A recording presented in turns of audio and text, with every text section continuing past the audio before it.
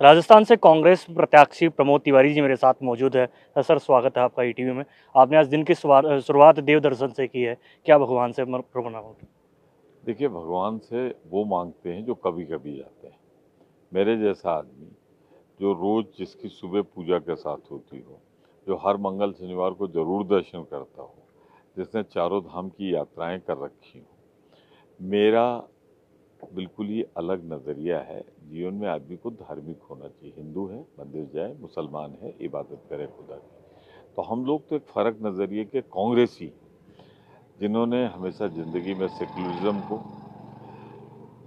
मतलब ये है कि अपने धर्म का पालन करो जो गांधी जी ने कहा है, और दूसरे धर्म का आदर करो। उन्होंने तो कहा है, रघुपत राघव राजा राम ईश्वर अल्लाह तेरो नाम। तो हम लोग तो वो है। क्या मुकाबला दिलचस्प हो गया है? बीजेपी लगातार जीत का दावा कर रही है, आप कितने कॉन्फिडेंट? परसों नरसों तक दिलचस्प होने का दावा था, अब तो एक तरफा हो गया है। 126 हमारे साथ हैं। जो 74 वो कहते हैं उनके पास, वो संख्या रहेगी नहीं, 71 के नीचे जाएगी। अब युद्ध का मैदान बदल गया है, एजेंडा बदल गया है। अब ये युद्ध भाजपा के अंदर हो रहा है कि हमारे घनश्याम तिवारी जी जीतेंगे कि चंद्रा साहब जीतेंगे। इधर तो देख भी नहीं सकते, देखने की हिमाकत भी नहीं कर सकते। और उनको अच्छी तरीके से मालूम है कि वो राजस्थान की धरती पर खरीदारी करने आए थे। ये वीरों की धरती है, शौर्य की धरती है। इसे कोई आक्रमणकारी आज तक पराजित नहीं कर पाया, खरीद नहीं पाया। ये भूल गए हैं वो। अभी कुछ दिन पहले सरकार गिराने पे खरीदने की कोशिश हुई थी। जब वो नहीं खरीद पाए तो ये क्या खरीदेंगे? और इन्हें ध्यान रखना चाहिए कैसे मुकदमे चल रहे हैं इनके ऊपर, पेन बदलवाने का, बेईमानी करने का, इनकम टैक्स ईडी की रेट जिस पे हो रही हो, तो वो खरीदारी करने आएगा जो खुद ही बिका हुआ है। वो कह रहे हैं कि हमारे हमारे संपर्क में कई कांग्रेसी विधायक और निर्दलीय विधायक हमारे संपर्क में हैं, तो किस तरह से आप देखते मैं कह तो रहा हूँ, मैं तो नाम बता देता हूँ 13 विधायक के।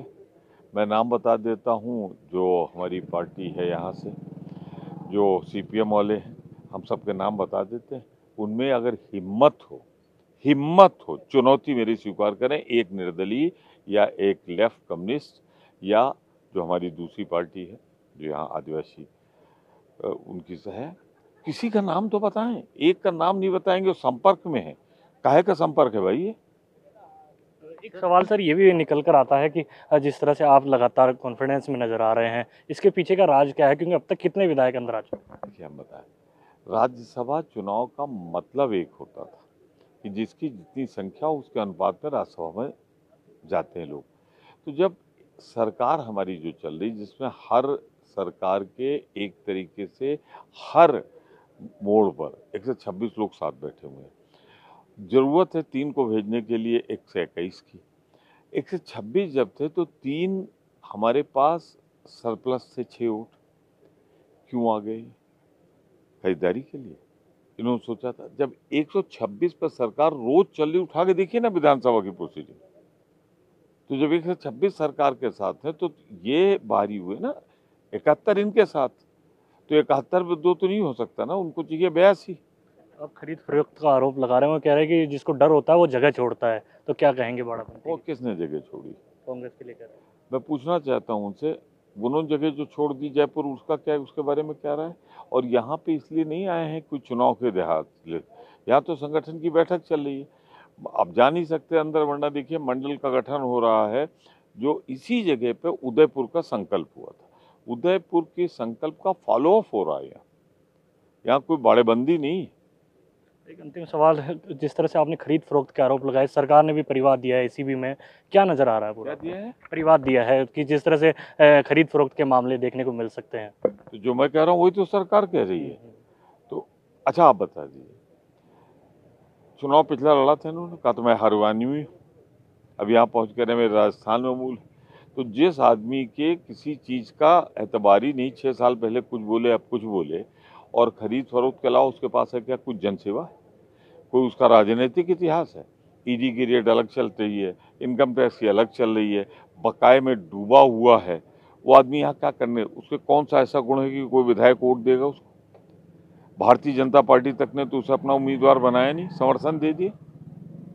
तो ऐसे आदमी को अगर आया तो खरीदारी के अलावा किस लिए आया? हमारे पास पुख्ता सबूत है, और इनको अगर खरीदारी करने की कोशिश की तो इन्हें निश्चित रूप से कानून की हद शिकंजे में जाना पड़ेगा। तो सरकार तो आपके पास है, किस तरह की कार्रवाई करेंगे? जो आप बोल रहे हैं जो आपके पास सूचनाएं हैं उनको कैसा अमली जमा कराएंगे?